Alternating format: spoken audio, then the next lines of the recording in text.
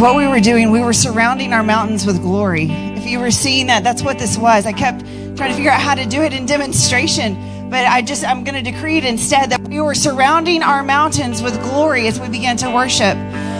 What I sent Apostle this morning is, I was walking my dogs last night and the street lights were coming on and it was getting really dark, and I turned to go back and it had been storming and there was no light.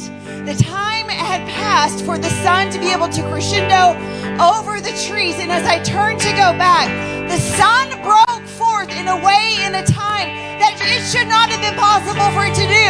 And immediately I asked the Lord, and He said, when you think it is set in stone, I break through.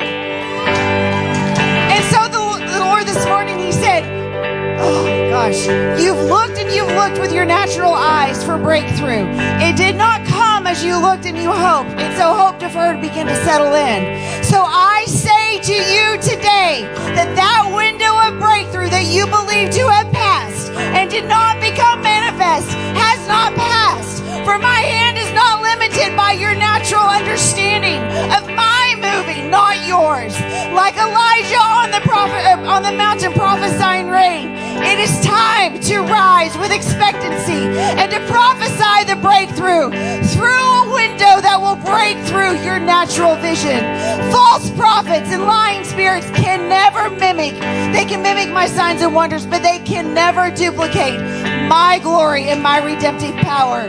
Today is a day of demonstration. Look ahead and begin to see what the Lord has spoken, not what man has written over your situation.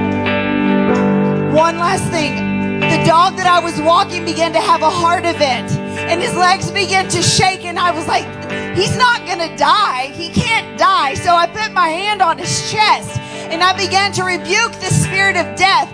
And it was like an AED panel, like the defibrillators, and the dog just shot out like that.